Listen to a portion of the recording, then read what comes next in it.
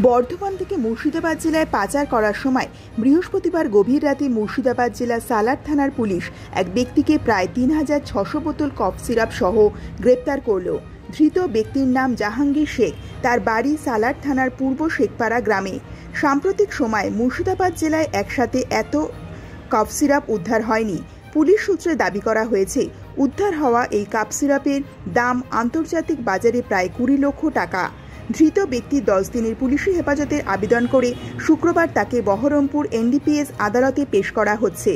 সালার থানার এক আধিকারিক বলেন, বৃহস্পতিবার রাতে গোপন সূত্রে খবর পেয়ে সালার থানার একটি দল কান্দি কাটোয়া রাজ্য সড়কের ওপর জামুলিয়া মোড়ে মুড়ি মিলের কাছে তল্লাশি চালাচ্ছিল।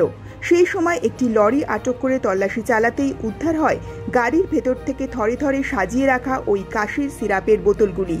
জেলা পুলিশের ওই আধিকারিক জানান, প্রাথমিক তদন্তে আমরা জানতে পেরেছি উদ্ধার হওয়া বিপুল পরিমাণ কাশির সিরাপ বর্ধমান থেকে বহরমপুরের দিকে লরি করে নিয়ে যাওয়া হচ্ছিল। পাচারকারীদের পরিকল্পনা ছিল ডোমকল মহকুমার কোনো একটি আন্তর্জাতিক সীমান্ত দিয়ে বাংলাদেশে ওই কাপ সিরাপ পাচার করার। প্রসঙ্গত উল্লেখ্য, গত কয়েকদিন ধরে বিএসএফ এর তরফ থেকে বারবার দাবি করা হয়েছে মুর্শিদাবাদ সীমান্তে চোরা চালানকারীদের উপদ্রব হঠাৎই বেড়ে গেছে। এমনকি পাচারে বাধা পেলে চোরা চালানকারীরা বিএসএফ জওয়ানদের আক্রমণ করতেও পিছুপা হচ্ছে না।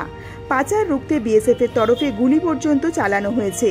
স্থানীয় সূত্রে আরও জানা গেছে, চোরা চালানকারীরা গঙ্গা এবং পদ্মা নদীতে বেড়ে ওঠা জলস্তরের সুযোগ নিয়ে অন্যান্য জিনিসের সাথে বিপুল পরিমাণে এই কাশির সিরাপ বাংলাদেশের বাজারে পাচার করছেন।